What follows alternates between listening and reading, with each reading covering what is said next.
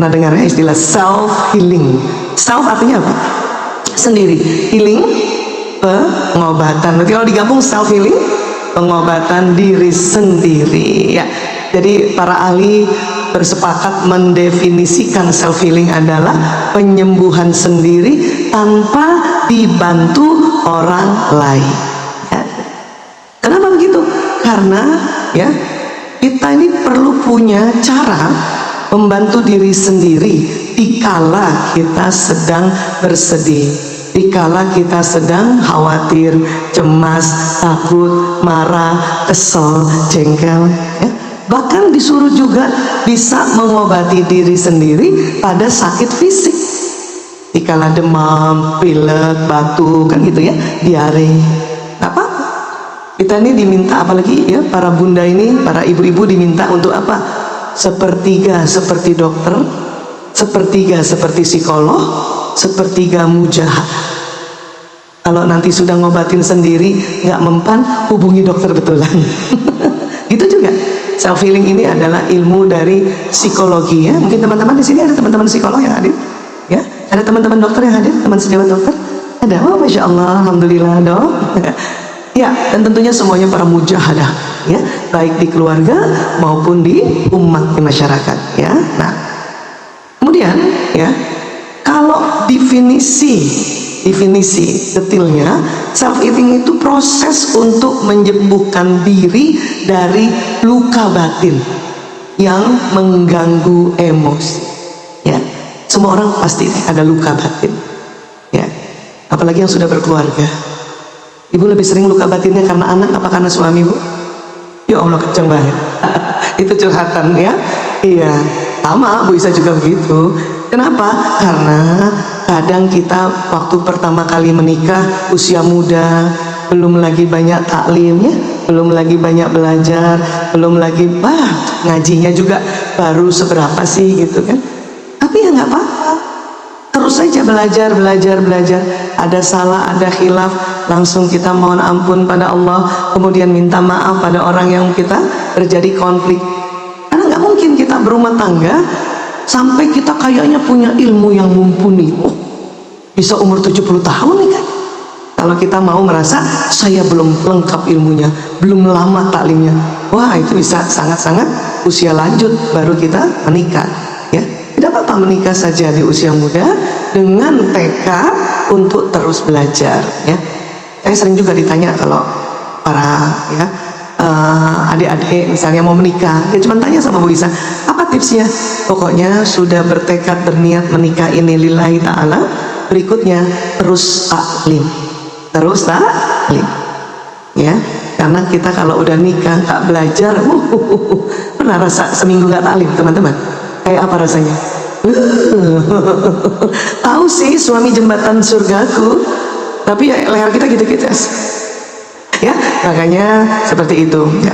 Tapi juga banyak para istri bilang, Bu Isa, kenapa kita terus perempuan yang harus taklim, kenapa kita terus yang harus belajar? Ada yang berpikir begitu. Kenapa suami saya jarang taklim, kenapa suami saya nggak mau belajar? Saya mau bilang apa ya? Saya mau bilang gini doang, sama. Jadi suami Bu Isa jarang juga taklim. Iya. Ini korban lapor Pak. Gini, di otak wanita itu, di otak perempuan, menurut ilmu neuroscience, wah, maaf ya bahasanya begitu ya. Nah ini kita belajar otak dulu ya. Nah ini dia. Pernah belajar biologi? Pernah belajar IPA? Siapa yang waktu SD-nya belajar ilmu hayat? Ketahuan umur kita, Bu. Sama. Ya, iya.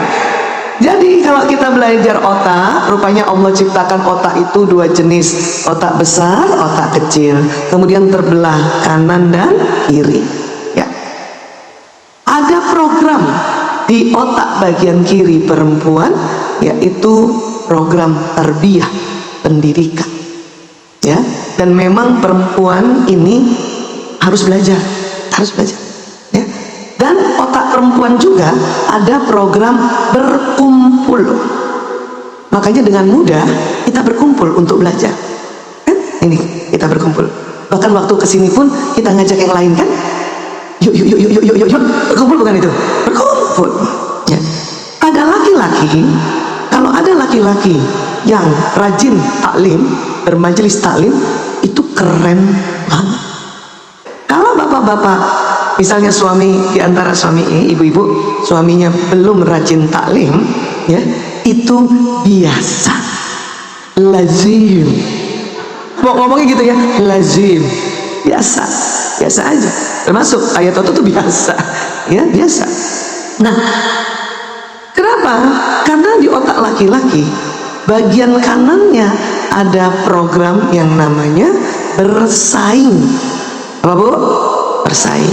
Perempuan program apa tadi? Berkumpul. Laki-laki bersaing. Ya. Untuk apa Allah kasih laki-laki bersaing? Wallahu a'lam bishawab. Tetapi hikmahnya adalah bapak-bapak atau laki-laki untuk punya daya saing kompetitif untuk menjemput nafkah di luar sana. Jadi bersaing. Jadi bapak-bapak senang berkumpul yang ada persaingannya. Contoh misalnya di kantor rapat meeting, bersaing bukan itu?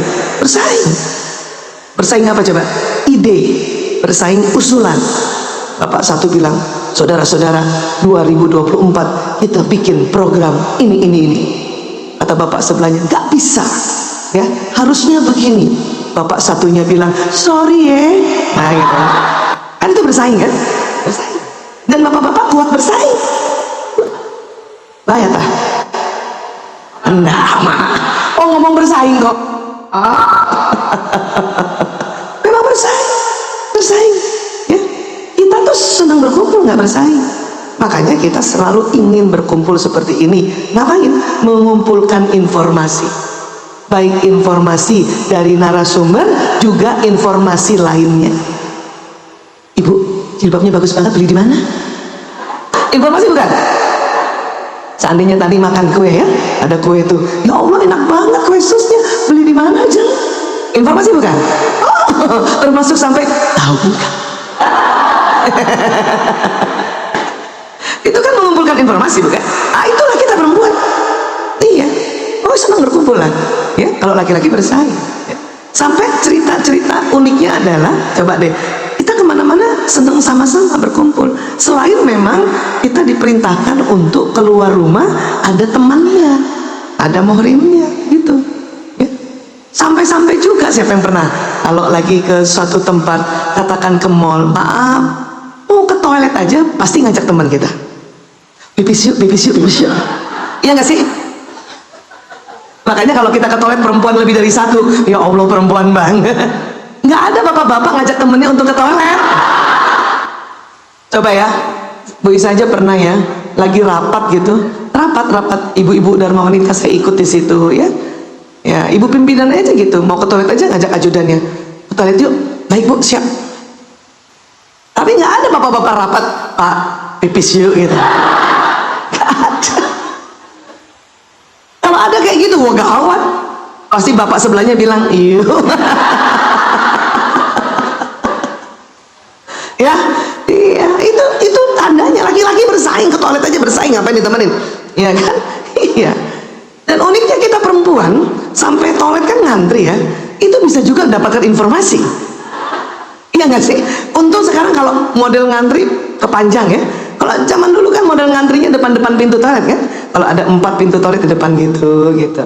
Udah pertama diem dulu, masuk satu, udah nggak betah nih kan? Lihat ke sebelah. Ibu sebelahnya lagi. Tinggal di mana Bu? Mengumpulkan nggak itu informasi? Itu perempuan. Coba maaf ya, ini cuma ini riset ya sebetulnya ya. Makanya toilet pria itu, maaf, tempat buang air kecilnya nggak pakai bilik. Iya, cuman urinar, cuman dinding tipis gitu. Karena nggak ada bapak-bapak mau pipis sambil mari Pak. Nggak ada. Iya nggak? Dan mereka nggak ngomong. Masya Allah, kita udah pakai bilik masih ngomong loh. Mbak, habis acara ini kita kemana ya Mbak? Antar bilik. Kita baru sadar ya, kalau kita berkumpul gitu ya, ya Allah, ya Rabb, Allahu Akbar. Itulah perempuan, dimana Allah kasih otaknya memang senang mengumpulkan informasi untuk dijadikan pembelajaran, untuk dijadikan tips, untuk dijadikan guidance agar kita hidup lebih nyaman. Karena perempuan memang lebih cepat baper. Ya, kenapa begitu? Itu sebuah anugerah yang luar biasa. Perempuan perasaannya lebih dominan, itu luar biasa. Ya, mudah-mudahan nanti kita sampai pada pembahasan perasaan. Ya, jadi ini makanya kalau teman-teman para suaminya masih belum taklim, tenang saja. Kenapa? Karena laki-laki yang menjadi suami mengikuti ya vibrasi, pikiran, perasaan istrinya. Jadi ada satu riset mengatakan dengan kesimpulan, kalau seorang istri tenang, suami ikut tenang, anak 3 kali tenang. Nah, udah ada yang hafal tuh, alhamdulillah ya. Istri senang, suami ikut senang 1 kali, anak 3 kali senang. Dan juga kebalikannya, istri kesel, ya, suami ikut kesel, anak 3 kali kesel. Ya, kenapa 3 kali? Ya karena komunikasi itu ya ada yang namanya komunikasi verbal, ada komunikasi body language, dan ada komunikasi batin. Makanya anak walaupun di kamar bapak ibunya lagi kesel-keselan, itu nyampe sampai kamar mereka. Akhirnya dia juga 3 kali kesel. Untuk itulah mengapa kita yang perempuan yang dibuat untuk lebih sering, saya katakan lebih sering ya, bukan selalu, lebih sering. Bagaimana caranya untuk supaya senang dan tenang? Lebih sering, gak mungkin selalu. Jadi jangan ada yang tanya lagi, Bu Isa, bagaimana caranya untuk selalu tenang? Gak bisa, kok. Karena memang kita diberikan dinamisasi emosi oleh Allah. Itulah sempurnanya manusia. Ya, kenapa Bu Isa? Karena di dalam otak itu ada namanya otak emosi. Izin ya, Nyanseo, mudah-mudahan sudah mulai kelihatan ya. Ini otak dibuka nih. Ya, makanya mohon maaf panitia, saya selalu minta slide karena bicara otak ya. Mudah-mudahan kelihatan ya. Mungkin di depan televisi kelihatan ya. Maaf di belakang. Ya, di depan ruangan depan maksud saya. Oke. Jadi otak ini kalau dibuka, di tengahnya ada namanya otak emosi. Yang mana Bu Isa? Ini dia. Yang putih-putih ini nih. Ini yang. Ya. Kalaupun nggak kelihatan, bayangin aja. Otak kita di tengah kita nih, otak tengahnya ada otak yang mengatur emosi. Ya, izin bisa kasih tahu namanya limbic system. Ukurannya sekepalan tangan masing-masing. Coba kepalkan tangan. Nah, segitu. Bandingkan dengan temannya. Siapa lebih besar emosinya? Kalau bisa besar ya tangannya ya. Yang merasa lebih besar kepalanya tidak usah merasa emosinya lebih besar, tenang saja ya. Struktur otak emosi sama, kalaupun lebih besar ini mungkin karena kolesterol saja ya. Ini ya. Karena apa? Karena otak memang dibalut dengan kolesterol. Supaya apa otak dibalut dengan kolesterol? Supaya listrik yang di otak, jadi di otak itu ada listriknya. Ya, saya kasih lihat ya. Jadi ada loncatan listrik di otak. Makanya Allah kasih kolesterol agar tidak loncatannya ya terlalu ekstrim. Atau orang bilang koslet. Otak tuh ada listriknya, makanya kalau rasa sekali-sekali koslet, pernah koslet otaknya. Itulah makanya dikasih kolesterol. Kalau listrik di dunia diselubungnya dengan plastik, kalau di atas kolesterol. Makanya kalau teman-teman makan kolesterol nggak masalah, asal jangan kebanyakan. Jangan juga merasa nggak mau tentu kolesterol, nanti koslet otaknya. Paham ya? Ya. Baik, sekarang kembali ke otak emosi. Ya, kembali ke otak emosi. Jadi ada di tengah otak emosi. Dan bukan hanya manusia yang punya otak emosi, hewan golongan mamalia juga punya otak emosi. Makanya sering disebut otak mamalia. Ini yang tengah ini. Nah, ya. Nah, saya perhatikan ya. Limbic system. Biasanya nih teman-teman psikologi yang mempelajari detail. Tapi sekarang ilmu neuroscience meminta kita, teman-teman dokter atau semua pun orang, belajar sedikit tentang otak emosi. Ya. Nah, kemudian ada di panjang ini di sini batang otak, itu disebutnya batang otak. Batang otak juga ini disebut otak reptil. Kalau bisa bilang reptil, apa yang terbayangkan teman-teman? Binatang apa? Ular, buaya gitu ya. Jadi kadang-kadang manusia kayak buaya juga ya sifatnya ya. Ya, kadang kayak ular juga kita, licik, culas. Nah itu karena ada otak binatang. Bayangkan di tengah otak manusia itu perpaduan otak mamalia dan reptilia. Ya. Makanya ahli ilmu neuroscience mengatakan inti otak manusia adalah otak binatang. Inilah Allah selalu ingatkan kita untuk hati-hati, untuk bisa memanage nafsu kita, agar kita, derajat kita tidak di bawahnya binatang. Karena memang inti otak manusia. Tapi ini luar biasa, anugerahnya, ini anugerah Allah, Allah yang ciptakan. Inilah sebetulnya wujud sempurnanya manusia. Allah kasih otak mamalia dan otak reptilia. Agar apa? Agar hidupnya itu tadi dinamis, gak rata. Makanya kadang sedih, kadang khawatir, kadang takut, kadang kesel, ya itu. Nah itu supaya dinamis, ya. Iya, nggak bosan. Suami istri juga kadang kesel, habis itu marah-marahan, habis itu maaf-maafan, habis itu tambah cinta. Iya kan? Rasa nggak gitu? Iya. Daripada nggak ngapa-ngapain, nggak marah-marahan, ya flat banget itu. Ya. Kalau orang bule bilang silent suffer, dia bilang kayak kuburan, ya. Udah mulai cuek. Ya, masa bodoh, terserah dia ingat aku apa enggak. Gitu aja sebenarnya masih marah ya. Ya, sebetulnya ya. Sampai sini. Kita bahas dulu yang otak reptil. Di tengah itu batang otak di sini. Coba pegang dulu di sini. Angkuk tengok. Di dalamnya itu ada batang otak itu, ya, otak reptil, ya. Kenapa Allah ciptakan otak reptil? Karena begini, otak reptil ini diciptakan oleh Allah untuk menjaga manusia dalam kondisi bahaya, ya, apakah gempa, apakah banjir, atau ketemu orang yang bahaya, atau ketemu binatang yang bahaya, ya. Kenapa? Batang otak atau otak reptil ini, ya, itu cuman dua, dia punya respon kalau kondisi bahaya, ya. Ada istilah dalam bahasa Inggrisnya fight or flight, di Indonesia kan ya serang atau lari, gitu. Maksudnya apa bisa? Seandainya nih kita, ya, bertemu orang yang maaf mau mencopet kita, itu cuma dua tuh, serang dia atau lari. Makanya pernah ada ibu-ibu bilang sama Bu Isa gini, Bu Isa, saya kemarin hampir dicopet. Masya Allah, alhamdulillah, alhamdulillah. Jadi ibu-ibu tuh bilang gini, saya hampir dicopet di bus Bu Isa, tapi kok saya berani-beraninya tonjok perutnya tuh copet. Padahal sampai di rumah saya baru ingat-ingat, ya Allah tuh copet tinggi, besar. Ya itu, karena batang otak yang Allah ciptakan. Dalam keadaan darurat, semua fungsi otak, bahkan otak yang kita sering isi ilmu kita dengan taklim, itu berhenti sementara dulu. Cuman dua pilihan, yang fight or flight. Dan itu otomatis, pukul, plak, gitu. Hingga yang lain kaget, kan, ada apa ini ibu? Terus teriak dia mau copet pak, gitu. Oh, udah dibantu ibu ini, sama yang lain, kan gitu. Itu. Sampai di rumah baru ingat-ingat, ya Allah, ya. Nah, itulah tadi pertolongan Allah. Pertolongan Allah sudah ada sejak kita dalam rahim, dengan diberikannya perangkat-perangkat di otak kita, perangkat-perangkat di badan kita, ya. Dan saat itu juga tentu Allah tolong lewat para malaikat. Ya sudah dipukul. Karena otak ilmu yang diisi dengan kebijaksanaan, ketenangan, itu yang di sini, depan sini. Coba pegang dulu dahinya. Nah, ada otaknya Bu. Takut lupa Bu.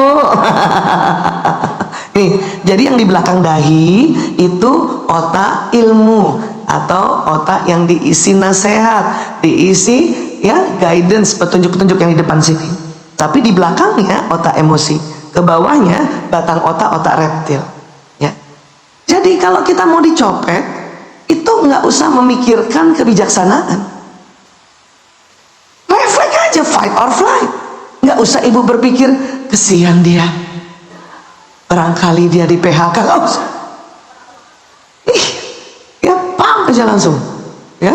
Nggak usah juga merasa, ya aku kan sering taklim, masa aku pukul orang, nggak usah juga gitu. Karena memang ini sebuah cara Allah berikan untuk mempertahankan kita. Sampai di rumah nginget-nginget baru tuh, astagfirullah ya Allah, berani-beranian. Atau mungkin kita melihat bahaya dari jauh, kita nggak perlu maju terus, mending kita lari. Gak apa-apa. Ular itu kan yang punya batang otak. Ular tuh nggak punya emosi kayak mamalia. Dia nggak pernah takut, dia nggak pernah sedih. Tapi fight or flight. Kalau ketemu musuhnya dekat, patok, serang. Kalau ketemu musuhnya jauh, lari. Itu ular. Kita juga punya sifat ular kayak gitu. Makanya kalau manusia ketemu ular, kira-kira yang lari siapa? Kalau ketemunya deketan, sama-sama fight. Kita ya, ular mau matok, kita injek-injek dia kan, sama-sama fight kan. Tapi kalau ketemunya dari jauh, sama-sama flight, sama-sama lari. Nah, itulah kerjanya batang otak. Namun dalam kondisi tidak bahaya ekstrim, batang otak ini juga sering tegang karena kondisi keluarga. Kadang responnya sebetulnya fight or flight, tapi yang lebih ringan. Apa tuh Bu Isa? Bukan serang dan lari, tetapi apa? Ngeyel dan ngambek. Kalau ada istri ngeyel sama suaminya, berarti batang otaknya tegang. Minta suami belai-belai sini. Kalau ada anak-anak ngambek sama ibunya, berarti batang otaknya sedang tegang. Jangan tambah tegang, nanti dia lari, betul-betul lari dari rumah. Flight, ya. Paham tentang ini ya? Gimana cara merilekskan Bu Isa? Nanti kita akan belajar. Ya, sekarang kita naik dulu lagi ke otak mamalia. Kalau Bu Isa bilang mamalia, apa yang terpikirkan oleh teman-teman? Binatangnya apa? Hah? Sapi apa lagi? Kucing apa lagi? Ya, tahu lah ya pokoknya ya. Iya. Nah, kalau otak mamalia atau otak emosi atau limbic system ya, ini jenisnya lebih variasi, lebih banyak. Kalau otak reptil cuma 2, fight or flight. Kalau otak mamalia banyak. Ini akhirnya para ahli meneliti, oh rupanya banyak jenis emosi ya, dari yang frekuensinya rendah sampai yang frekuensinya tinggi. Frekuensi rendah dikategorikan istilahnya negatif, frekuensi tinggi positif. Ingat ya, negatif positif itu bukan baik buruk, bukan ya. Iya, teman-teman kalau tes COVID maunya yang positif apa negatif? Nah, berarti kan bukan jelek negatif itu kan? Iya. Nah, emosi juga gitu, bukan jelek buruk.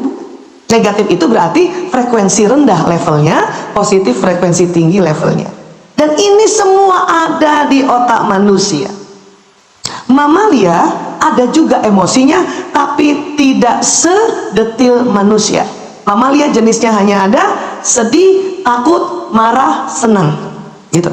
Sama dengan otak emosi anak-anak dari kecil yang belum balik. Jadi anak-anak itu cuma ya sedih, ya kan, takut, marah, senang, kan gitu. Anak-anak nanti mulai balik, mulai variasi. Ya, Bu Isa, kenapa kayak tangga? Jadi rupanya setiap jenis emosi diteliti pakai alat namanya EEG, elektroencephalogram. Ternyata setiap jenis emosi ada frekuensinya. Kemudian waktu digambar, dipetakan oleh para ahli, mereka juga kaget, kok kayak tangga gitu. Karena gitu satu. Maka mereka menampakkannya level emosi. Salah satu cara untuk self healing, kita perlu belajar di mana letak emosi. Kedua, tentang level emosi. Tahu ini saja, insya Allah kita bisa pakai teknik self healing. Ya, oh kirain healing itu, self healing itu jalan-jalan Bu Isa. Itu salah satunya. Untuk apa? Untuk emosi ini dinaikkan ke atas. Itu salah satu. Nggak jalan-jalan cuma di rumah juga itu healing. Iyalah. Ya. Apalagi yang tipe orang rumahan. Siapa tipe orang rumahan di sini? Nah, semakin di rumah semakin healing, makin senang. Makanya pas COVID kemarin orang tipe rumahan itu, ya, itu waduh, yes. Gimana Bu Isa tahu orang tipe rumahan? Gampang. Mau tahu orang tipe rumahan? Dari kecil kalau sikat gigi pencet odol dari bawah. Siapa yang begitu? Nah, itu tipe rumahan tuh.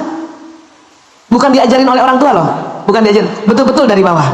Bahkan misalnya suaminya pencet di tengah, ibu betulin lagi dari bawah. Bahkan udah habis pun dilipat. Betul, setelah dilipat digunting, ambil dalamnya. Karena orang tipe rumahan itu selalu hasratnya sempurna, ya. Sampai odol juga dia berpikir habis sempurnanya. Wes. Sabun cair kalau habis nggak dibuang botolnya, diisi air, dikocok-kocok. perumahan tuh. Sabun kecil nggak dibuang, ditempel sabun baru. Astagfirullah. Nggak semuanya gitu loh.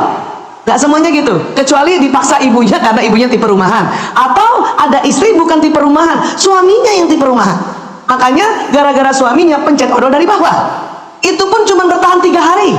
Hari keempat di tengah lagi. Nanti dimarahin suaminya baru dari bawah. Saking bosannya suaminya marahin, kata suaminya, ini odolmu, ini odolku. Ada kan gitu ya? Tahu ya? Iya. Makanya healing itu bisa dilakukan di mana saja. Self healing itu dilakukan di mana saja. Yang penting ngerti dulu tentang otak emosi. Level emosi ini ada di kita semua. Gak mungkin kita gak pernah sedih. Gak mungkin kita gak pernah marah. Gak mungkin juga kita gak pernah sombong. Ya? Cuman gini doang nih sombong tuh. Boleh. Itu udah sombong tuh. Iya kan? Memang tangga sombong sama semangat, karena semangat ke atas itu yang positif. Nafsu juga kan ada negatif positif. Yang negatif kategori negatif, ya bukan jelek ya. Lawamah dan amarah kategori negatif, yang positif mutmainnah. Dan kalau digabungkan kayak gini, ya, memang antara sombong dengan semangat itu 11-12. Tangganya udah deketan. Ya. Kalau marah lebih jauh dari semangat. Dia turun 2 tangga. Sedih itu jauh. Apati lebih jauh lagi. Apa apati Bu Isa? Apati itu adalah emosi yang membuat cara berpikir kita, cara berperasaan kita begini. Nggak ada gunanya lagi aku jadi istri seperti ini. Nggak ada gunanya aku jadi ibu. Ya ada tuh. Pada saat seorang ibu dapat kabar, maaf karena Bu Isa sejak 98 ngurus anak narkoba ya. Banyak ibu-ibu merasa gagal jadi ibu karena anaknya jadi korban narkoba. Ibu itu bisa sampai di level apati. Orang yang level apati karena frekuensinya sangat rendah 50 Hz itu badan lemes banget. Yang biasanya rajin taklim nggak mau keluar kamar. Yang biasanya rajin organisasi nggak mau keluar. Di kamar aja ini badan ini kayaknya mau begini aja gitu. Karena frekuensinya sangat rendah 50 Hz. Isi pikirannya gitu, percuma aku. Kenapa? Itu tadi anaknya kena narkoba, dia nggak tahu, langsung dong sedih. Dimarahin suaminya tambah sedih, dimarahin oleh bapak ibu mertua keluarga tambah sedih. Jadi sedih yang berkepanjangan turun menjadi levelnya apati atau apatis. Paham sampai sini kan? Nah, ini semua ada di kita, sekali lagi ada di kita.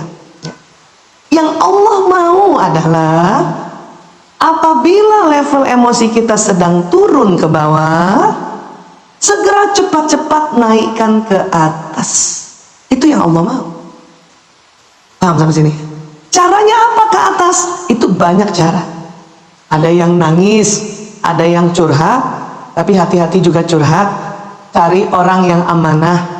Makanya kenapa ada tenaga profesional yang menampung curhatan orang-orang yang disumpah. Ya dokter, psikolog, psikiater, tenaga-tenaga terapis dan sebagainya disumpah untuk rahasia klien dan pasiennya tidak disebarluaskan. Ya. Dan hampir 95% yang datang ke tempat profesional ini adalah perempuan. Kenapa? Karena memang perempuan harus ngomong, harus curhat. Ya. Kenapa begitu Bu Isa? Itu tadi. Siapa yang pernah dengar Bu Isa cerita bahwa otak bicara perempuan ya lebih banyak dibanding laki-laki? Pernah dengar? Otak bicara laki-laki cuman di otak kiri belakang. Coba pegang dulu otak kiri belakang. Yang belakang. Itu di situ otak bicara laki-laki ya. Otak bicara perempuan kiri belakang tambah kanan belakang. Coba pegang-pegang. Ini yang mendasari perempuan lebih banyak bicara, perempuan lebih pandai bicara, dan perempuan bisa bekerja sambil terus bicara. Ya. Nah, supaya ingat kembali, bisa kasih lihat ya. Ya, otak bicaranya kiri kanan nih, lihat ya, mudah-mudahan kelihatan ya tuh. Yang male otak laki-laki, female otak perempuan kiri kanan ya. Laki-laki karena otak bicaranya kiri, itu dihitung-hitung para ahli, pokoknya total-totalnya per hari komunikasinya 7.000 kata. Terdiri dari kata, vokal sama gerakan tubuh. Ya, ada juga laki-laki yang introvert atau pemikir, itu ngomongnya lebih sedikit cuma 5.000. Ada juga laki-laki ekstrovert itu lebih banyak 9.000. Coba masing-masing cek suaminya yang mana? 5.000, 7.000 atau 9.000? Yang mana? 5.000. Perempuan karena otak bicaranya kiri kanan, maka dihitung-hitung perharinya berapa? 20.000. Ada juga sih perempuan yang pendiam, yang kayak saya gini, gak percaya. Yang pendiam 16.000, yang aktif bicara 24.000. Dan menurut penelitian, perempuan ya, apabila dalam sehari komunikasinya kurang dari 16.000 kata, maka tidur malamnya tidak nyenyak. Itu perempuan. Itu makanya ngomong, Bu. Ya. Wah, perempuan itu cerewet. Bu Isa bilang itu efek samping. Pantesan ya perempuan suka gosip, itu komplikasi. Karena 20.000 kata ini, ya. Maka buat sahabat-sahabat yang sudah bisa one day one juice gitu ya, Masya Allah. Terus juga punya peran mengajar, oh Masya Allah. Peran menjelaskan, itu perempuan cocok banget. Jadi inilah mengapa tadi perempuan jadi sering bicara. Dan memang perempuan kalau ada masalah itu berputar-putar di otaknya sampai dia harus ceritakan. Ada yang lewat verbal, ada yang ceritanya lewat tulisan. Ya, itu tetap cerita. Setelah ngomong baru dipikirkan oleh perempuan, baru dia tenang. Kepengennya sih ngomong sama suaminya, tapi apa boleh buat, pernah mau ngomong sama suami mungkin di awal-awal pernikahan, tapi suaminya pulangnya malam, ya. Tapi tetap istri ngomong, ayah tahu nggak kenapa ya perasaan aku kayak gini, aku tuh jadi sedih banget. Dan suaminya cuma jawab,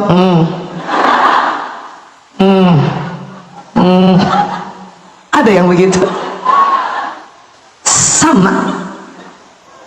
Dulu waktu Bu Isa nggak tahu ilmu ini, karena ilmu ini baru tahu 2006, nikahnya 92. Penelitiannya memang baru 99-2000 di London tentang otak pria wanita di Institut Psikiatri London. Dulu 92 sampai 2006 bertengkarnya hanya ini. Itu yang membuat emosi naik turun. Habis taklim damai tenang, ya, mendapatkan realita turun marah. Habis taklim lagi naik lagi, marah lagi. Apalagi belum tahu ilmu ini. Jadi waktu ayat Toto cuma jawab, dalam hati itu rasanya, ya Allah, sudah luntur cintanya pada aku. Tapi setelah tahu ilmu ini ya, apalagi Jakarta kota besar, karena ada konsep ganjil genap, harinya ganjil bawa mobil genap, itu pasti pulang di atas jam 9 malam, sampai rumah jam 11. Ya, baru ibu bisa paham kenapa bapak-bapak kalau udah malam ngomongnya cuma, karena 7.000 kata sudah habis di kantor. Kuotanya udah habis, Bu. Jadi kita tinggal sisa-sisa doang. Pernah suatu ketika siang-siang Bu Isa ke kantor ayah Toto tuh, saya lihat di kantor dia ngomong aja, mulai baper kan, turun level emosi, kesal, marah, terus mojok, terus gini dalam hati, tuh kan kalau di kantor aja ngomong, sama aku aja kalau di rumah jelek kan kalau kita begitu, Bu. Itulah makanya kita harus taklim, jelek muka kita kalau termasuk juga apa, laki-laki ya, perempuan karena 20.000 kata, makanya kalau WA chatting panjang lebar dan cuma dijawab oka, jempol. Kalau malam hari kayak Bu Isa kemarin kan, sampai di Batu saya WA udah jam 11 memang, cuman dibaca nggak dibales status online. Doa Allah itu kalau nggak belajar dan meminta pertolongan Allah, pasti saya telepon tuh. Tapi udah mulai tahu, oh ya, laki-laki kalau malam hari ke atas dia cuma sanggup membaca, tidak sanggup menjawab. Kalaupun itu online, mungkin ketiduran setelah baca WA kita dan belum sempat ditutup, maka status online. Berbaik sangkalah teman-teman, karena itu akan membuat kita sehat. Tahu sehat? Sehat itu singkatan senang hati. Sakit salah kita. Makanya kalau kita sakit langsung cek, apa salah saya nih? Paham ya? Ya. Jadi gitu. Dulu juga begitu, dijawab oka waktu zaman SMS. Baper. Tuh kan, dia udah nggak ngomong-ngomong sama aku. Setelah tahu ilmu ini dijawab oka malah bangga. Ya Allah, laki-laki banget suami aku. Lagi lewat, kenapa Bu? Oka doang bapakmu tulis. Ada yang sama Bu? Nontulah ya. Iya. Tapi kalau agak pagi gini, tadi sebelum kesini saya di kamar hotel, kamar guest house, ya, guest house soan, wah, Masya Allah, keren tuh, ya. Itu saya bilang, ayah, mohon doa restunya ya, sebentar lagi saya mau ke masjid. Jawabannya lebih panjang dari Oka. Apa dia tulis? Oka Eye. Lebih panjang bukan? Oh, sama K kan 2. Oka Eye berapa? Karena masih pagi. Untung ada susulan di bawahnya tulisan jaga kondisi.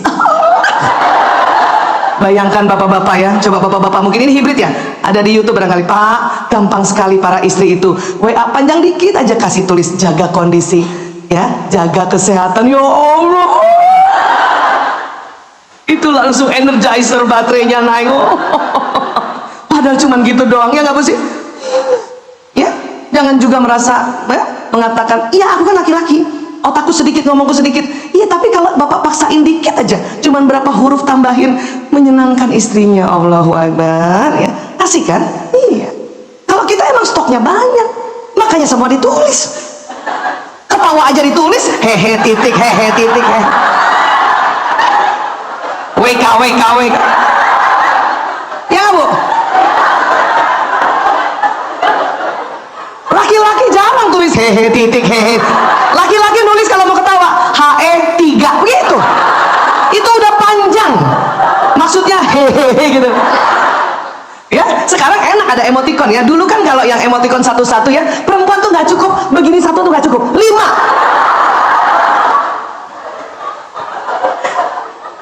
Karena waktu ngetik itu juga gerakan, sehingga kalau di total keluar 16.000 nanti itu. Ngerti Bu? Makanya ini kalau kita udah ngerti, kita tinggal ketawa aja. Saya sekarang dijawab Oka tuh nggak pernah lagi marah, ketawa. Bahkan levelnya mutmainnah, bersyukur suaminya laki-laki. Karena sekarang banyak juga suami bukan laki. Paham ya Bu? Itu yang saya bilang pentingnya kita berilmu, agar kita pas turun dikit naik ke atas, turun dikit naik ke atas ya. Pernah Bu Isa suatu ketika tugas menjadi hipnoterapis ke Padang sama temen hipnoterapis. Rupanya temen hipnoterapis yang satu ini belum belajar ilmu begini. Sampai di Padang, sampai di hotel kami jam 11 ya. Seperti biasa ya, ibu-ibu selalu laporan kan sama suaminya, ayah aku sudah sampai di sini. Si temen juga di tempat tidur sebelah juga begitu, tulis. Saya lihat suami online tapi nggak balas, tapi saya tenang-tenang aja simpen. Temen tuh ditungguin 15 menit 30 menit, nggak dibales. Terus apa? Dia telepon suaminya, papa baca WA. Serem banget. Saya kaget. Suaminya akhirnya marah. Kenapa? Karena suaminya tertidur, jadi cuma baca, read, nggak dibalas, tapi kan terbuka kan tetap online kan. Ya tertidur, jadi marah dia. Kalau Bu Isa mah tenang aja, kenapa? Tahu, sabar, insya Allah ya setelah sholat subuh dibalas. Kenapa? Karena 7.000 kata sudah ada lagi karena sudah bangun. Makanya sabar sudah. Ya Allah, itu nggak usah berantem gara-gara yang beginian ya. Ini fitrah soalnya. Nggak usah juga berpikir saya ganti suami, nggak usah. Percuma Bu, speknya juga kayak gini, cuman casingnya doang yang beda. Cuma mending kita belajar, udah sayang-sayang aja nih satu ya. Kecuali satu, maaf, KDRT. Nah ini tuh, itu mengancam kejiwaan ya. KDRT karena apa? Macam-macam. Apakah karena memang dia ada kelainan mental, apa maaf sedang aktif pakai narkoba, atau ada kelainan lain sehingga istrinya selalu dipukul? Itu boleh, tinggalin Bu, tinggalin. Kalau ada suami kayak gitu tinggalin Bu. Kau tinggalin Bu Isa? Iya tinggalkan, cari pertolongan, bukan cari yang lain, cari pertolongan. Main mau cari yang lain aja, cari pertolongan dulu. Kalau belum bisa diobatin baru cari yang lain. Ngerti tentang ini ya? Iya, karena banyak 10 tahun terakhir ini Bu Isa, bukan hanya narkoba yang diurus, lagi perselingkuhan. Dengan alasan itu tadi, suami saya nggak pernah balas WA saya. Dalam hati saya, ya Allah Bu, pasti belum pernah dengar media sosial aku. Paham ya? Ya. Jadi perempuan itu memang harus curhat. Bahkan perempuan waktu curhat itu hanya ingin disimak. Betul Bu? Tidak perlu solusi. Tapi laki-laki karena otak tanggung jawab, pas dia ya mendengarkan istrinya curhat, laki-laki karena tanggung jawab dia kasih solusi.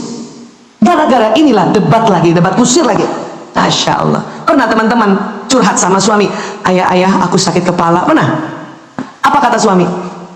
Solusi bukan itu. Solusi karena dia sayang sama istrinya. Tapi perempuan kalau bilang saya sakit kepala, sebetulnya udah minum obat ya kan? Bahkan sakit kepalanya pagi hari, malam udah sembuh tapi baru cerita. Makanya kalau disuruh minum obat, ayah aku sakit kepala, minum obat dong. Langsung kesel, obat apaan lagi? Semua obat udah aku minum. Karena memang nggak butuh solusi. Ayah aku capek banget kalau pagi nganter anak sekolah, misalnya ibu-ibu gitu ya. Makanya kata suami, kalau gitu kita sewa supir aja. Supir mahal tahu, mendingan juga uangnya buat aku. Kata suami, lah katanya capek. Sekali lagi karena kita nggak mau solusi, ingin curhat aja karena kita udah punya jalan keluar. Dan kadang-kadang laki-laki marah sama istrinya karena curhatnya terulang lagi. Dan dia marah, merasa solusi yang diberikan kemarin-kemarin kamu nggak pakai. Ayah, dada aku sakit ya, ke dokter jantung dong kamu, gitu kan. Nah udah, bulan depan lagi, ayah dada aku sakit, kan aku udah bilang ke dokter jantung. Laki-laki merasa solusinya nggak dipakai, padahal menurut kita, ngapain ke dokter jantung, nah gue dokter kan, gitu kan. Nah itu yang terjadi. Maka bisa merubah strategi sejak 2006. Setiap mau curhat, bikin pengumuman, ayah aku cuman curhat aja, dengarkan saja. Oke, sehingga suami nggak perlu capek-capek carikan solusi. Pulang kantor itu sudah capek, Bu, dengar laki-laki dengar istrinya curhat, merasa saya bertanggung jawab, maka saya harus carikan solusi. Itu capek. Cilakanya lagi, solusinya nggak pernah kita pakai. Itu tambah marah dia. Maka bilang, dengar aja ya. Oke, suami saya cuma ngangguk-ngangguk aja, kadang cuma saya tahu tuh dia nggak dengar. Yang penting saya ngomong kan gitu. Karena habis ngomong saya baru bisa kepikiran bahwa oh jalan keluarnya ini. Kita begitu, ya. Atau kadang ini suami-suami juga ajarkan juga nih. Boleh nih bapak-bapak nih. Kalau istrinya curhat, ya, belum bilang bahwa ini cuma curhat doang, tanya dulu sebentar. Curhat ini mau pakai solusi atau tidak? Nah, gitu. Laki-laki harus nanya kayak gitu. Supaya enggak debatnya kemana-mana, ya. Nanyanya kayak gitu, mau pakai bawang goreng apa enggak? Paham ya, Bu? Pak? Karena berantemnya gara-gara ini. Apalagi perempuan senang kalau bicara tatap mata, natap muka, tatap wajah, ya. Kalau ngomong tuh senang lihat muka. Siapa punya anak perempuan? Kalau mau anak perempuan kita ambil hatinya, ya, dan merasa diperhatikan, gampang. Setiap anak perempuan cerita, lihat mukanya, ya. Paham ya? Misalnya gini, anak perempuan kelas berapa aja? Bunda tadi aku di sekolah, muka kita ya begitu ya. Kita lihat mukanya sambil ngangguk-ngangguk. Walaupun ibu nggak ngerti. Kalau ibu lagi pegang HP, ya, pegang HP, anak perempuan ibu ngomong, datang, langsung simpan HP-nya, lihat. Anak perempuan nggak suka, sambil dia ngomong, ibunya dengerin sambil pegang HP. Itu nggak suka. Dan kadang kalau kita nggak dengar apa dia ngomong, apa kata anak perempuan, udah lewat. Julid kan? Ya. Saya belajar sampai sekarang, kalau lagi ngomong saya simpan. Kecuali, ada kecualinya, yang chatting ayahnya. Karena anak perempuan dari kecil harus tahu bahwa kalau seorang istri berhadapan dengan suami dan anak, duluin suami. Sebentar, ayah chat, ibu jawab 3 menit. Jadi diam dulu. Tapi kalau orang lain siapapun dia, bahkan mungkin kakak-kakaknya ragil chatting saya dengar dia dulu, baru nanti saya jawab. Kalau mau ambil hatinya perempuan, gampang tuh. Umur berapapun. Paham ya soal itu ya? Karena memang perempuan seneng kontak mata, laki-laki kurang suka kontak mata. Laki-laki cuman ngomong kalau kita lihat mukanya cuman tahan 5 detik tatap-tatapan. Kenapa itu Bu Isa? Karena putih-putih mata ini, atau namanya sklera mata, perempuan lebih lebar dibanding laki-laki, putih-putih matanya ya. Nah karena putih-putih mata atau kita sebut sklera mata, wanita lebih lebar dari pria. Ini yang membuat wanita senang bicara lihat muka, lihat wajah. Kalau nggak percaya nanti di rumah bercermin sama suami ya, coba lihat putih-putih matanya ya, karena yang lebih lebar ya. Nah ini, paham ya? Makanya laki-laki cuma tahan ditatap wajahnya 5 detik saja ya. Sayang ya, banyak istri kalau ngomong sama suami sekarang karena belum tahu ilmunya ya, selalu kalau ngomong dijanjangin matanya gitu. Apalagi aduh laki-laki kalau lebih 5 detik dilajang ngomongin mukanya begitu, apalagi ngomong soal duit, aduh males dia. Ayah tahu nggak uang sekolah sekarang naik, apa-apa naik, mukanya kita gitu ya. Dia laki-laki cuma tahan 5 detik lihat kita, setelah 5 detik ibu masih lihat mukanya, dia langsung lihat tembok, lihat TV, lihat gadget lagi. Nggak tahan emang laki-laki ya. Tapi dulu waktu ta'aruf, kok kenapa dia liatin aku, kata ibu-ibu kan, ya karena ibu nggak ngeliatin dia, kan ibu tunduk. Laki-laki yang menjadi suami pada saat istrinya nggak merhatiin matanya, dia akan senang lihat wajah istrinya. Maka ibu kalau ngomong sama suami cukup 5 detik. Ayah tahu nggak? Terus tunduk. Jadi gini ayah.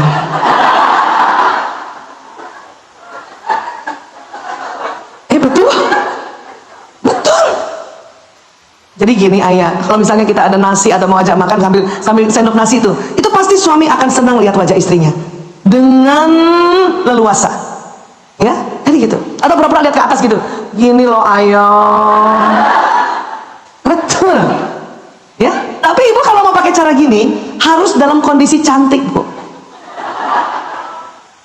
Jangan yang lagi ada salon pas di leher. Ibu sosok yang ginilah ayah. Suami ngeliat ibu, astagfirullahaladzim, ada apa istri saya? Atau yang rambutnya sudah memutih, belum sempat henna, ya jangan pakai cara kayak gini. Kalau ibu belum sempat henna, janjangin terus mata suami. Tahu nggak ya? Supaya dia nggak lihat ibu. Tapi kalau ibu sudah cantik, bersolek sedikit, pakai pupur-pupur sedikit, ya, lipstick sedikit, gitu. Ya, aku mau ngomong 1, 2, 3, 4, 5. Lah emang gitu diajarin.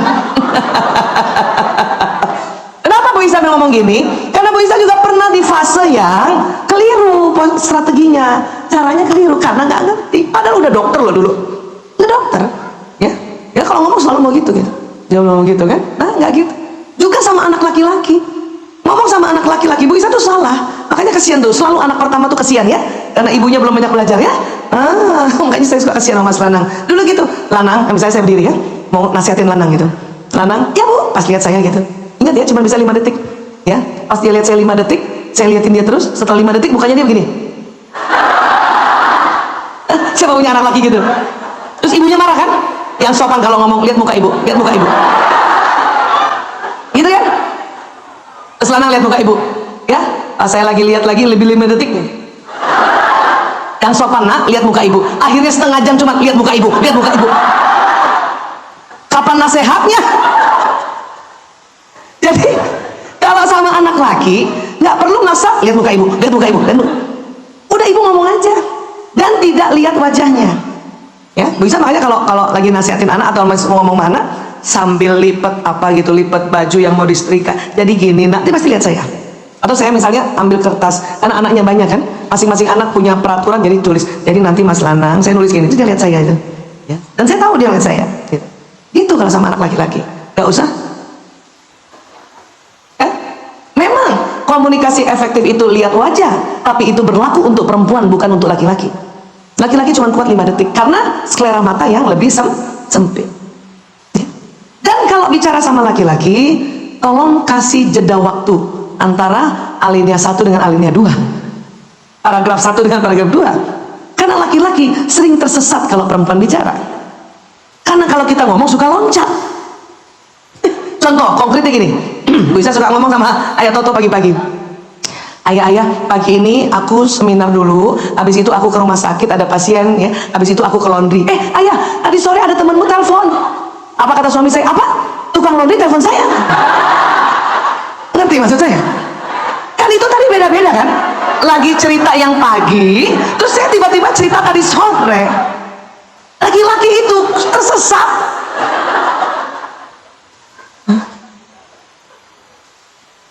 Lanang, ayo cepat mandinya, apalagi di kamar mandi kan kita sering ngomong sama anak di kamar mandi kan, anak harus cepat mandinya, nanti kalau sudah nanti handuknya taruh di tempat handuk, kita mau ke rumah paman. Apa dia bilang, apa Bu? Taruh handuk di rumah paman. Kalau ingat-ingat itu ketawa. Jadi kalau ngomong sama laki, diam dulu sebentar ya. Kalau ada yang berita baru, kita perempuan coba pernah perhatikan gak, kita ngomong ngalur ngidul nyambung. Tadinya ngomong sekolah, setelah itu ngomong pasar, setelah itu ikut-ikutan ngomong debat politik, nyambung loh. Tanpa ada jeda. Iya, memang banyak barang-barang sekarang di boykot ya. Kemarin lihat nggak itu ya, debat cawapres, mic-nya 2, nyambung bisa. Iya, memang sekarang apa-apa 2 kilo aja mahal. Ngomong kita begitu perempuan, bisa kayak gitu ya, unik. Makanya kalau laki-laki ngomong pelan-pelan, pelan-pelan. Paham sampai sini ya? Boleh ya? Soal mata udah ngerti? Iya. Mungkin pernah dengar, nggak apa-apa, diulang lagi ya. Karena yang begini tuh yang bikin tadi emosi naik turun ya, naik turun kesel ya. Nah sekarang Memang boleh kesal, ya. Tapi cepat-cepat. Kesal itu masuk di tangga marah. Karena kesal itu varian dari marah. Kesal, jengkel, benci itu variasi dari marah. Berarti kan gara-gara itu kita turun marah kan? Nah, biasa aja sih sebetulnya itu lazim. Tapi akan jadi lebih baik kalau cepet-cepet naik lagi untuk paling tidak semangat lagi, menerima lagi, damai lagi gitu.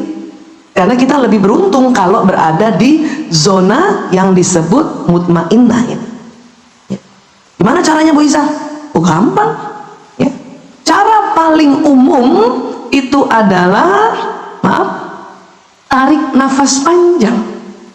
Tarik lewat hidung, keluar lewat mulut. Coba tarik nafas panjang dulu teman-teman ya. Buang lewat mulut. Nah itu. Lebih bagus lagi nafas perut. Waktu tarik nafas, perutnya majukan. Ya, perutnya majukan. Waktu hembuskan nafas, perutnya kempeskan. Apakah nafas oksigennya akan sampai perut? Bukan. Kalau perut kita majukan, paru-paru memanjang ke bawah. Jadi paru-paru penuh dengan oksigen. Kalau kita keluarkan karbon dioksida sampai kempeskan, itu nanti karbon dioksida keluar berikut energi negatif emosi tadi. Ya, jadi tarik nafasnya. Coba ya, tarik nafas, perutnya majuin ya. Yuk, bismillahirrahmanirrahim. Tarik nafas. Majukan perutnya, oke, bisa kayak gitu ya. Sekarang hembuskan, kempes ini. Nah, gitu. Paham ya? Bagus lagi. Waktu dikeluarkan, bayangkan emosi apa yang mau dikeluarkan. Misalnya ya, ini punten nih gambarnya gini, marah, dan bayangkan dia masuk ke tanah. Ya, Bu Isa kalau bukan tulisan, saya lihat warnanya hitam pekat, boleh. Suka yang mana? Kalau saya kombinasi lebih bagus lagi. Udah warna hitam keluar, tulisan keluar semua. Ya, berarti ibu mau nguras semua energi marah. Ya. Berapa kali Bu Isa tarik nafasnya? Tergantung Bu, keselnya sama siapa. Bu Isa kalau kesel sama anak 3 kali tarik nafas, udah plong. Tapi kalau sama suami 9 kali. Lebih lama sama suami ya.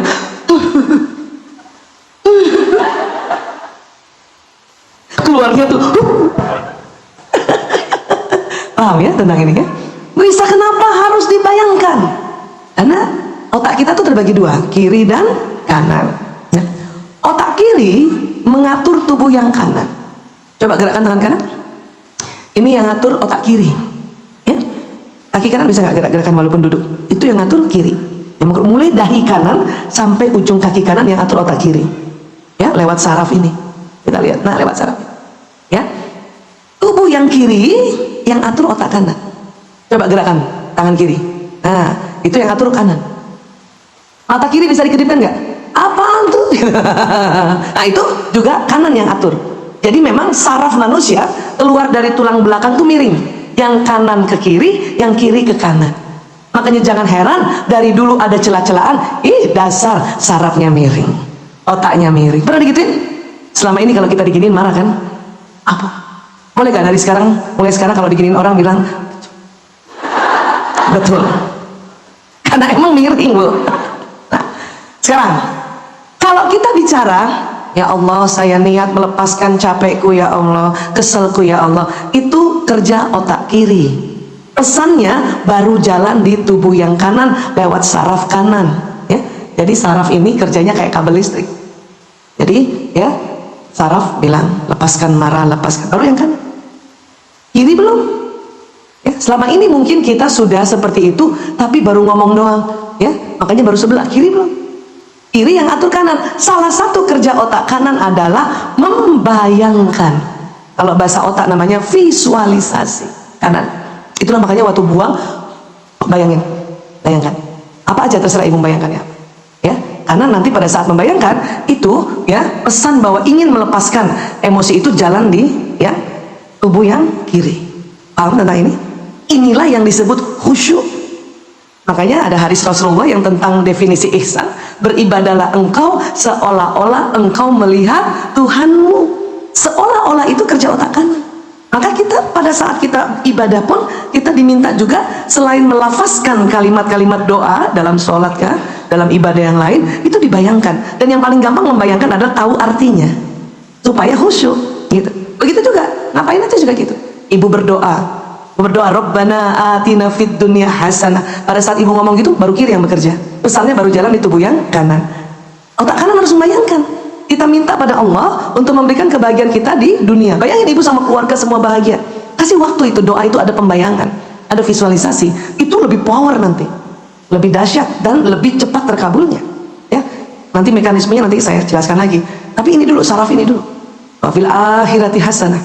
Ya, kita bayangkan di akhirat kita sama sekeluarga Allah kasih kebahagiaan. Waqina azabannar. Kita bayangkan api neraka itu ada di depan kita, tapi Allah jauhkan dari. Kita bayangkan ibu, suami, anak, orang tua, semuanya zuriat-zuriat kita, leluhur-leluhur kita. Ibu bayangkan itu ada neraka di depan kita, kemudian kita ya Allah jauhkan. Itu visualisasi. Ya. Nah, itu juga kalau ibu mendoakan seseorang. Misalnya ibu mendoakan suami ibu, ya. Udah bagus, ya Allah saya mohon lindungi suamiku. Itu baru otak kiri yang kerja, pesannya baru jalan di kanan. Sekarang ibu bayangin wajah suami. Bisa bayangin wajah suami? Betul? Suami ibu betul? Takutnya nyamber. Bu Aisyah susah banget ya. Coba sekarang tutup mata, coba saya mau cek ya, latihan. Coba bayangkan yang sudah berkeluarga ya, yang belum bayangkan wajah orang tua ya. Bapak ibu-ibu, mungkin ada bapak-bapak juga, bayangkan wajah pasangan yang sudah berkeluarga. Bayangkan wajahnya di depan Anda sedang berdiri. Lihat wajahnya, lihat dia sedang senyum. Bagus sekali. Oke, buka mata. 1, 2, 3. Sudah bisa?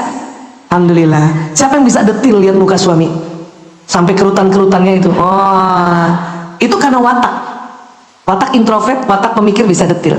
Tapi ada yang loncat-loncat wajah suami itu, kelihatan enggak. Itu bukan masalah ibu nggak cinta suami, itu watak ekstrovert. Ya, saya terima itu tuh, kelihatan enggak. Kadang gantian dengan muka anak pertama loh. Maka latihannya adalah lihat foto. Atau kalau ibu mau doa, ibu susah membayangkan, lihat foto. Ada di gadget yang foto suami, yang mukanya aja. Jangan sama ibu ada. Yang tampak depan, tampak kanan, tampak kiri ada. Mulai sekarang bikin tuh foto ayah, abi sebentar ya, cekrek, hadap kanan abi, cekrek, hadap kiri abi, cekrek. Untuk apa? Buat ngedoain. Kata abinya, belajar apa lagi ini istri saya? Belajar visualisasi namanya, otak kanan, dan itu udah diteliti. Sudah diteliti. Paham tentang ini ya? Iya. Kembali tadi, jadi waktu kita manajemen emosi, pakai tarik nafas panjang, kemudian lepaskan sambil membayangkan. Ini cara umum. Mau umur berapapun, mau laki atau perempuan, mau bangsa apapun, agama apapun, ini cara umum. Ibu pernah nggak kalau lagi jengkel seseorang di jalan tiba-tiba tarik nafas, gitu. Itu juga cara umum Allah kasih. Nah, sekarang supaya lebih dalam Bu Isa, bagaimana? Apa yang kita pakai? Allah bilang ingat aku, ya. Kata Allah ingat aku, karena aku akan ingat kamu, gitu. Maka selain tarik nafas, kita harus ingat Allah. Makanya kita harus berzikrullah. Kondisi emosi kita yang sedang turun, itu memang paling afdalnya lafaznya istighfar. Astaghfirullahalazim. Karena istighfar itu huruf jaharnya banyak. Dan huruf jahar apabila dilafazkan, karbon dioksida keluar kan? Iya. Astagfirullah. Dan kalau levelnya lebih dalam lagi, yaitu sedih, itu yang diminta istirja. Inna lillahi wa inna ilaihi raji'un. Jadi pas huruf-huruf jahar itu, ibu keluarkan karbon dioksida. Kenapa nggak tarik nafas kayak tadi aja bisa? Nah ini dia, keberuntungannya lain. Nafas biasa, ini supaya gampang ya, hitung-hitungannya pakai liter aja ya. Oksigen yang ditarik 1 liter, nafas biasa. Kalau tadi kita tarik nafas, urutnya dimajukan, itu oksigen ditarik 3 liter.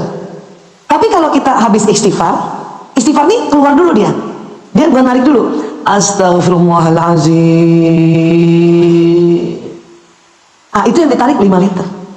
Berarti lebih makanya lebih beruntung kalau kita betapa beruntungnya kita umat Islam dikasih cara oleh Allah manajemen emosi dengan istighfar, karena dari sisi pernafasan saja lebih banyak tarikan oksigennya. Coba sekarang kita istighfar. Waktu istighfar, waktu ya astagfirullahalazim, setiap huruf jaharnya ibu bayangkan keluar karbon dioksida. Berikut tadi marah, kesal. Habis itu ya perhatikan hidung akan tarik oksigen secara otomatis. Ya coba astagfirullahalazim. Ya enggak? Hidung tarik oksigen otomatis tanpa ibu harus begitu. Ya lagi ya coba ya. Astaghfirullahaladzim. Ya kan? Enak kan rasanya? Maka kalau misalnya kita sedang level emosinya turun, kemudian kita istighfar, coba ya, coba cara yang seperti tadi. Istighfarnya satu persatu. Rasakan oksigen masuk. Kita selama ini udah istighfar bagus, masya Allah. Cuman terlalu cepat. Astagfirullah, astagfirullah, astagfirullah, astagfirullah. Sehingga nggak sempat narik oksigen. Astagfirullahaladzim, astagfirullah. Apalagi istighfar ya, yang matanya mau keluar. Astagfirullahaladzim. Oksigen nggak ketarik. Kan gitu kita ya. Udah bagus kita ingat Allah, sebut-sebut Allah, tapi begitu nyebutnya, ya Allah. Boleh nggak ibu kalau sebut Allah yang cantik itu bu, coba. Ya Allah. Ayo bu coba bu. Ya Allah. Masya Allah. Istighfar yang cantik coba. Astagfirullahaladzim. Asik kan? Coba sekarang ibu bayangkan, anak ibu nih sampai di rumah, anak ibu berantem, tarik-tarikan kursi, nangis-nangisan, dan ibu yang dimarahin suami, ibu istighfar sambil senyum. Coba ibu bayangin. Coba ibu bayangin. Dan ibu istighfar. Coba ibu istighfar. Astagfirullahaladzim. Atau bisa. Ya nggak tahu di rumah ya. Karena kalau kita menyebut nama Allah dengan muka yang serem, saya khawatir anak-anak trauma. Karena betul, ya. Waktu saya jemput anak saya, kayaknya ada Mbak Indah di sini. Ya, waktu itu anak kami sama-sama di lab school. Saya pernah jemput anak saya Ragil di lab school. Dia belum keluar dari kelas, saya duduk di kantin.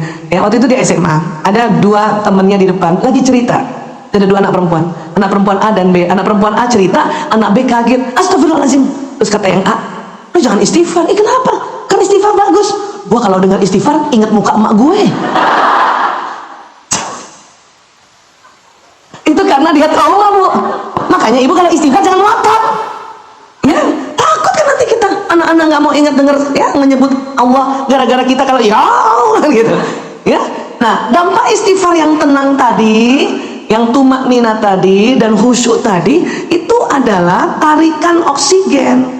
Karena istighfar ini ya selalu diingatkan oleh Allah di Al-Quran dan juga di hadis Rasulullah tentang manfaatnya, faedahnya.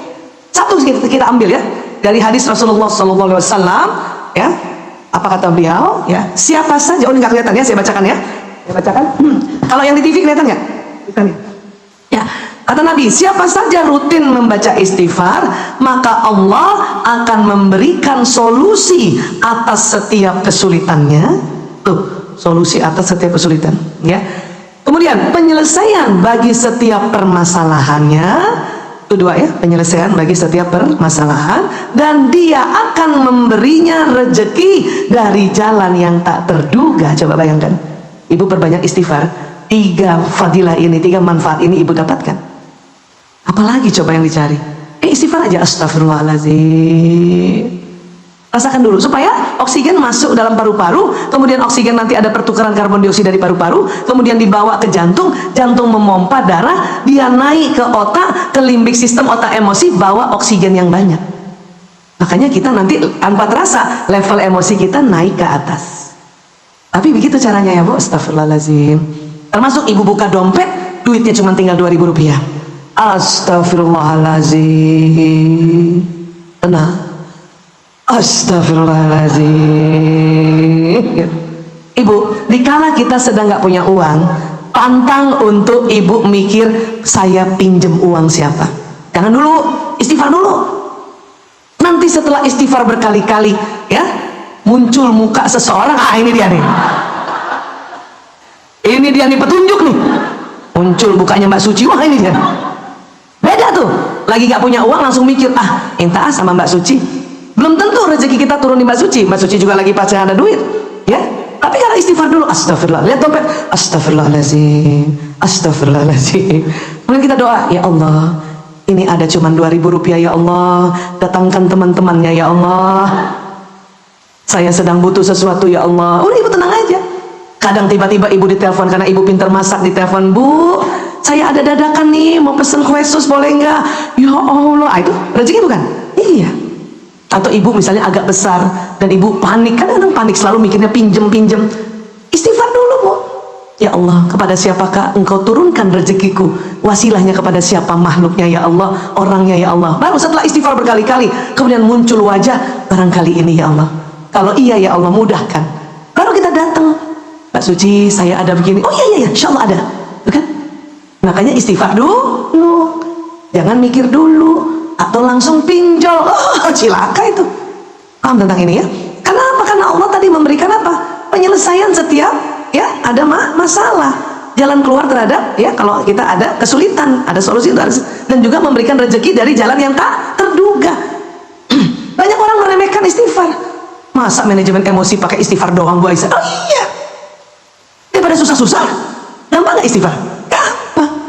Yang penting lafaznya jelas, kemudian tunggu dulu biar oksigen masuk. Karena nanti otak kita ini akan diberikan oksigen, level emosi naik di atas menjadi level emosi mutmainnah, sehingga mungkin nggak perlu pinjam.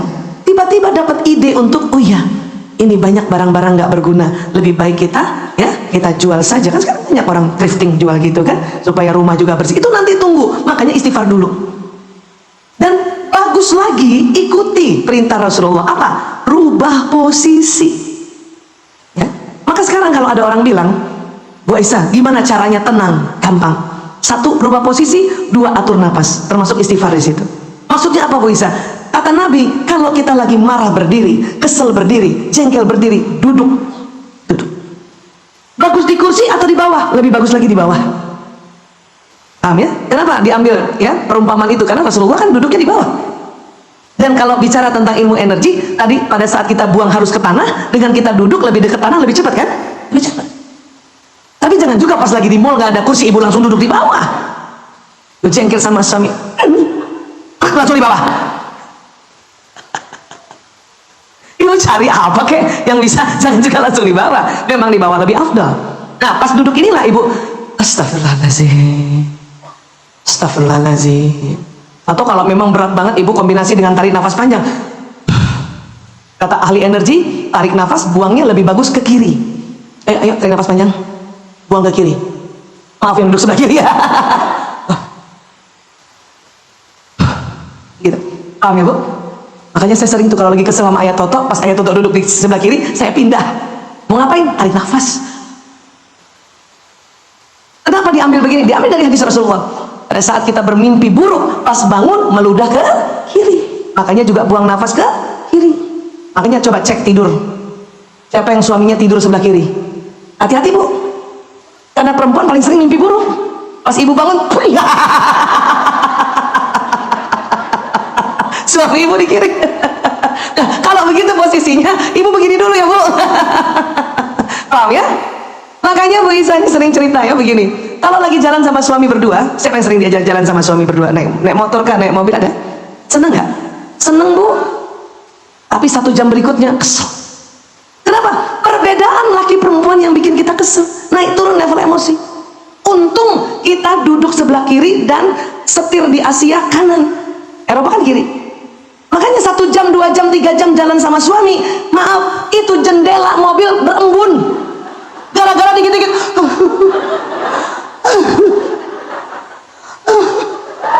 Karena kalau kita nggak tarik nafas Bu, diajak jalan Jakarta Malang naik mobil, itu bisa baper sepanjang itu. Percuma, sakit nanti kita. Dan akhirnya nggak barokah, dosa juga. Makanya salah sedikit. Hanya gara-gara apa? Cuman gara-gara ini, tambahan lagi itu tadi 1 ya. Kan mata laki-laki nggak bisa ngelihat kita ya. Kemudian apa lagi? Laki-laki sudut matanya itu tidak seperti perempuan. Nih lihat, mudah-mudahan bisa kelihatan. Perempuan lebar. Coba ibu-ibu yang perempuan saja ya, bukan laki-laki. Coba ibu-ibu atau siapapun yang perempuan, tangan kanannya ke depan. Lihat tangan. Sekarang saya tanya, apakah ibu lihat ke depan, lihat tangannya ya? Apakah ibu masih bisa lihat teman yang duduk sebelah kanan?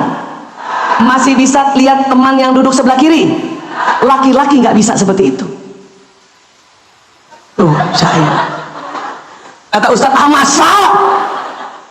Nggak bisa. Karena laki-laki sudut matanya itu sempit, tetapi lihat ke depan jauh. Paham ya Bu? Perempuan lihat kanan kiri lebar, lihat ke depan pendek. Ya, ini dia. Makanya berantemnya nih dulu Bu Isa berantemnya gara-gara apa? Ayah Toto bawa mobil, dari jauh kalau sudah mau sampai di satu tempat, dia sudah lihat gedungnya. Makanya dia bilang, itu dia, gedungnya sudah kelihatan. Ibu Isa karena perempuan, nggak bisa lihat jauh, begini jadinya. Mana sih? Pernah nggak? Kata suami, itu mana sih? Kan gitu ya? Apa yang bikin kesal? Yang bikin emosi langsung levelnya turun? Kata suami begini, masa gitu aja nggak lihat? Itulah langsung.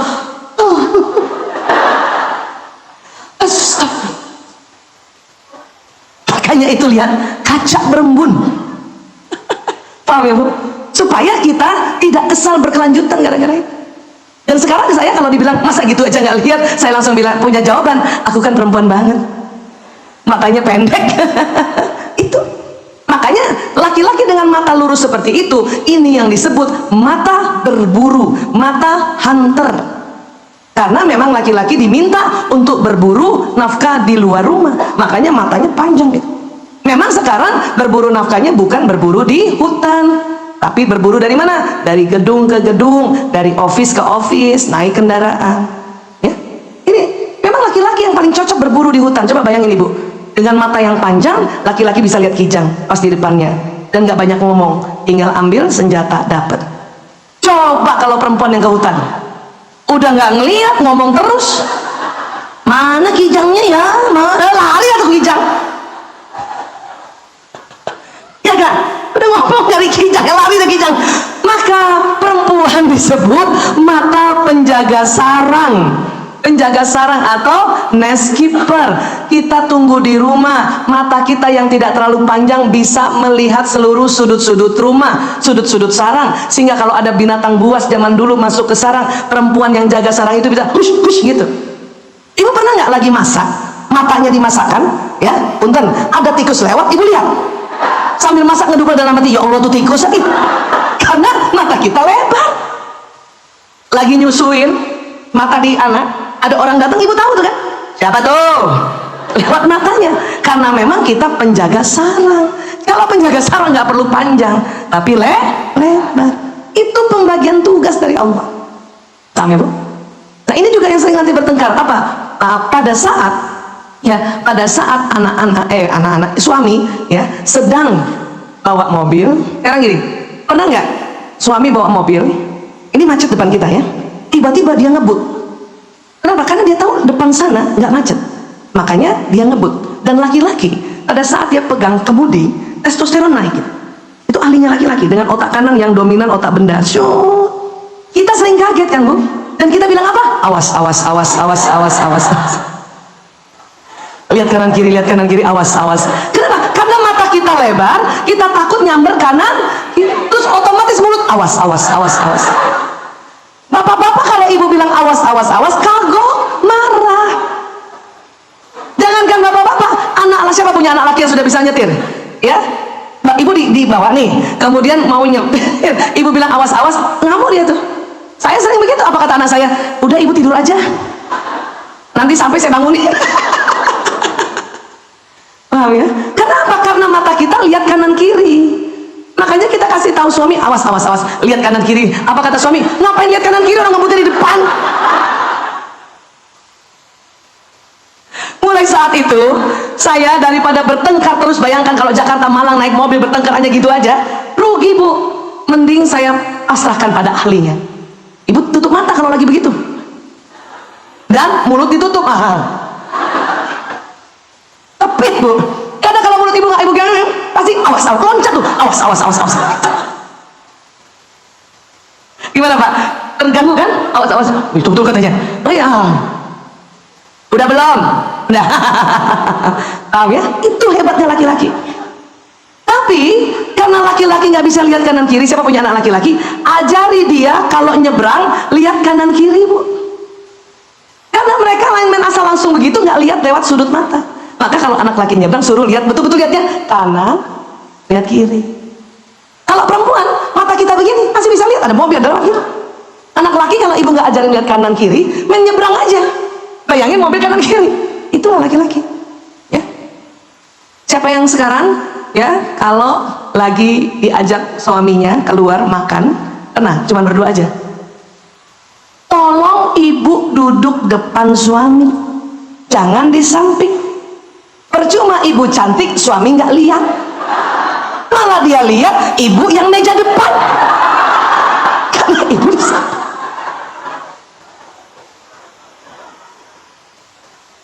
Nanti kalau ibu sadar, ibu perhatiin suami ngeliat ibu yang di depan, ibu cubit, lihat siapa lah. Nah ibu nggak nutupin.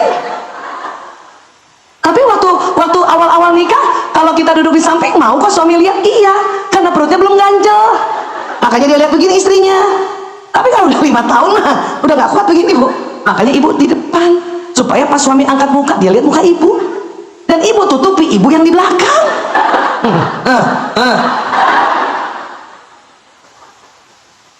Paham ya bu? Iya, kecuali sama anak-anak nggak apa-apa, anak-anak di depan kita di samping, tapi kalau berdua di depan ya. Dan ingat teknik tadi digabung, cuma lihat 5 detik depan, ayah jadi gini ayam, digabung semuanya.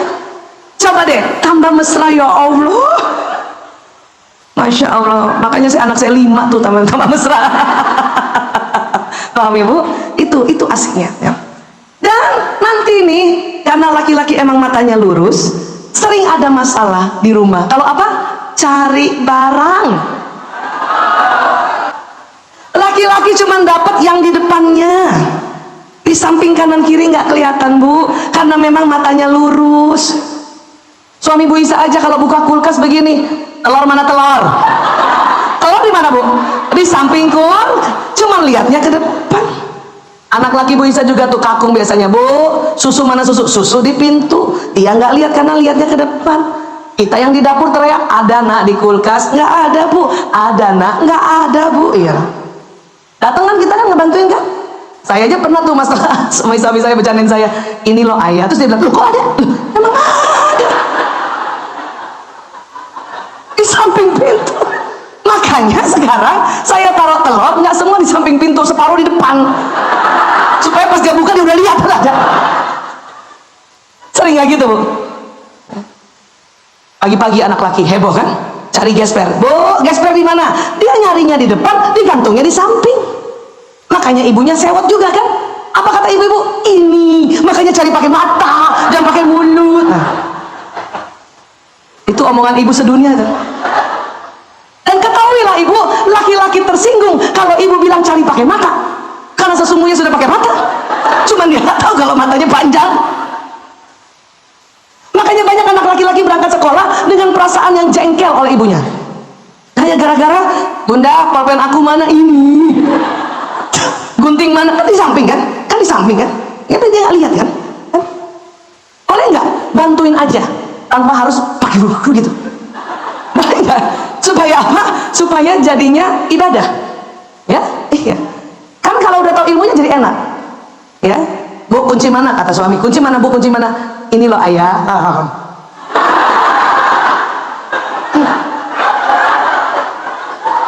Karena kalau ibu nggak tutup mulut tuh pasti pakai mata. Padahal ini kita hadapin suami loh. Kalau sampai kepengen banget ngomong, coba rubah kata-katanya. Ini loh ayah, Masya Allah, mata laki-laki banget.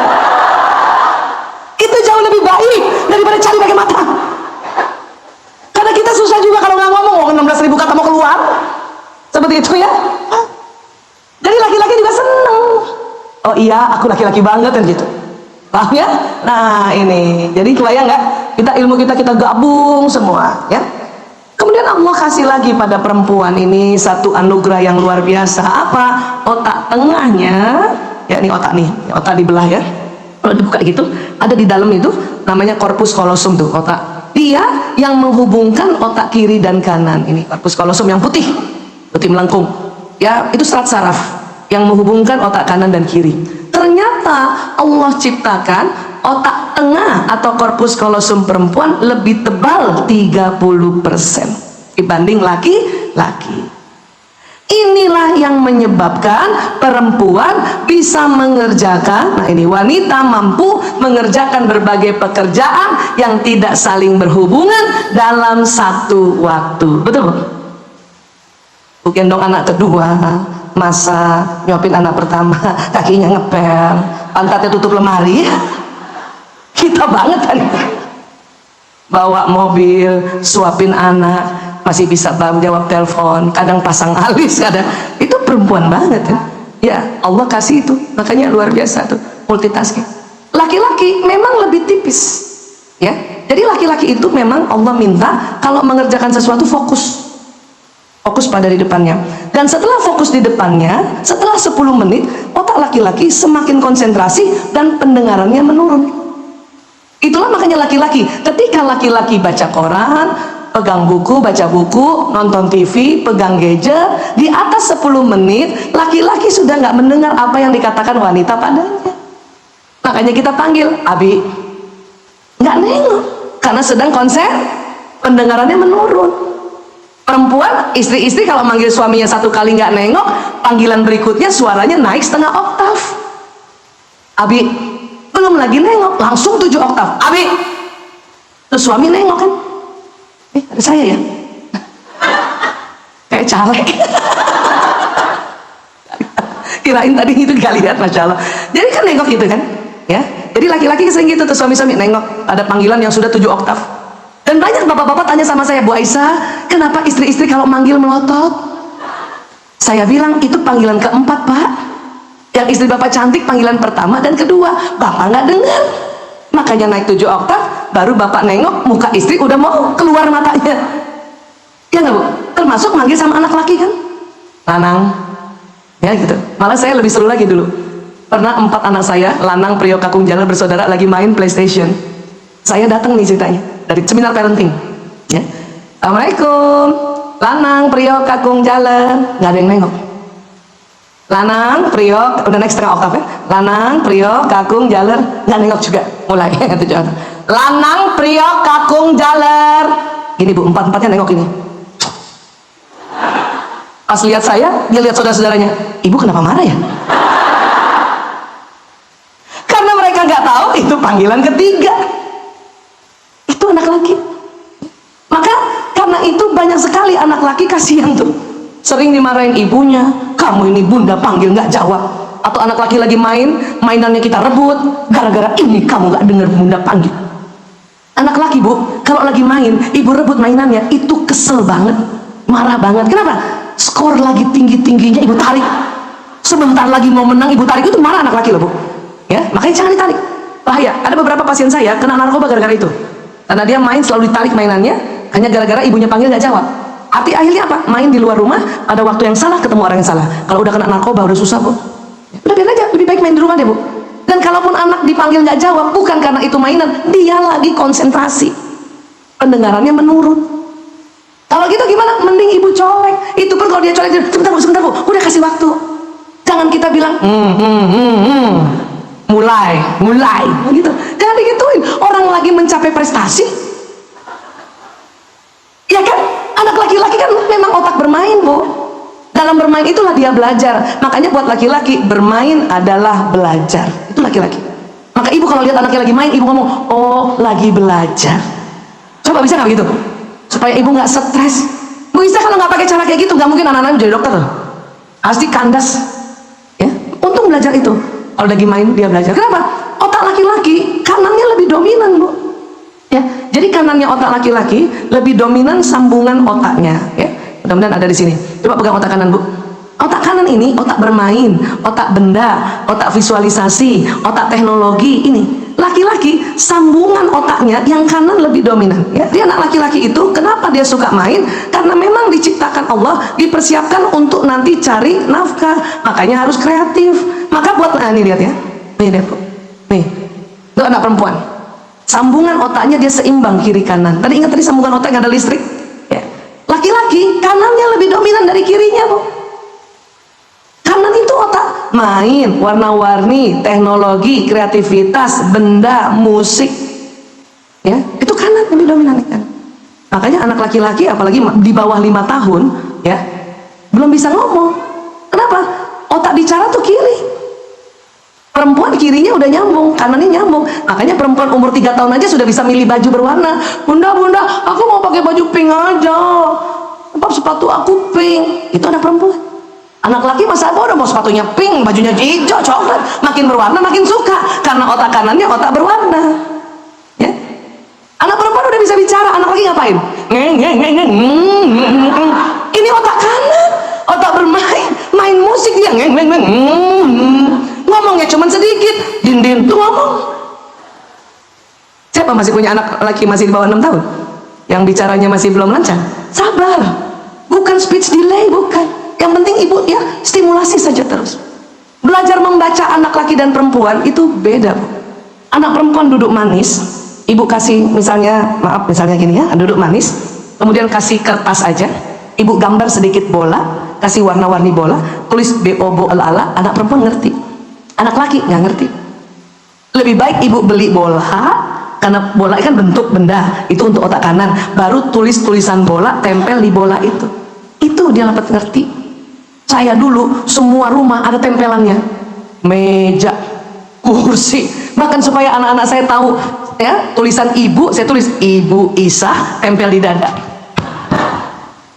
Dia main di ruang tamu, saya dari dapur ke ruang tamu, dapur dia nggak tuh anak-anak, ibu itu nggak ada 1 jam tahu itu Ibu Isah. Begitu anak laki-laki.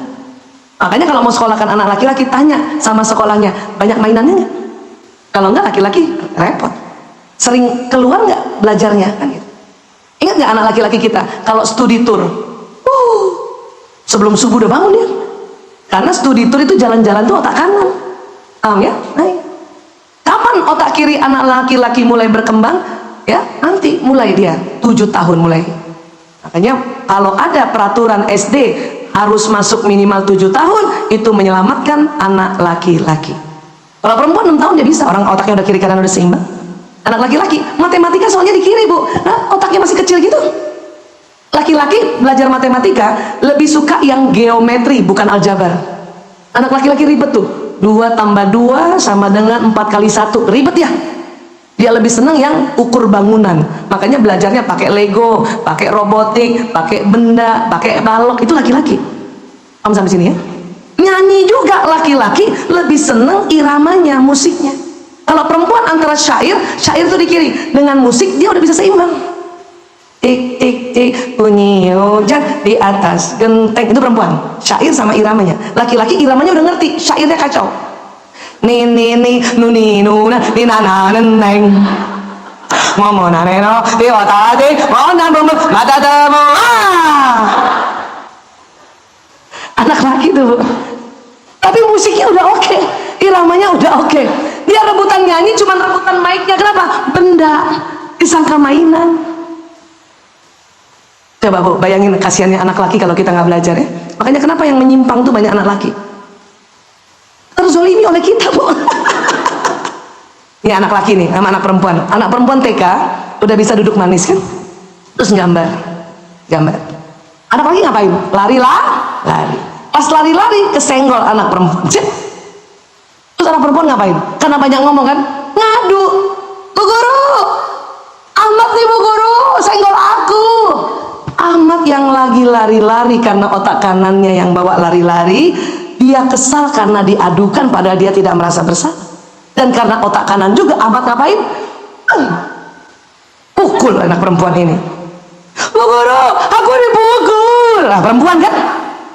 Datang gurunya perempuan, belum belajar otak laki-laki. Siapa yang dimarahin? Ahmad, kamu melanggar 2 pasal. Kasihan nggak anak laki? Kan dia nggak sengaja, cuman belum mampu bicara bahwa saya nggak sengaja, saya minta maaf karena otak bicaranya belum tersambung dengan baik. Malah ya dia diadukan lagi itu. Ibunya datang, ngadu nggak gurunya nih? Ngadu. Bilang apa? Bu, maaf, Ahmad nakal. Dia udah nyenggol, mukul. Gak gemeter tuh anak laki. Sian gak sih? Ya, makanya dengan belajar gini, ngerti saya. Makanya caranya, orang Jepang tuh begitu. Kenapa orang Jepang berhasil teknologinya? Karena kanannya laki-laki tidak dihambat oleh kita ibunya. Caranya apa? Itu saya belajar. Apa caranya? Gimana caranya? Mereka bilang, masukkan di otak seorang ibu bahwa kalau lihat anak laki-laki bermain, bilang, oh lagi belajar. Bermain adalah belajar. Belajar adalah bermain. Itu slogan untuk anak laki-laki. Jadi kalau bapaknya tanya, Lanang lagi ngapain Bu Isa? Lagi belajar ayah. Seneng nggak bapak di kantor? Seneng. Padahal lagi main PlayStation.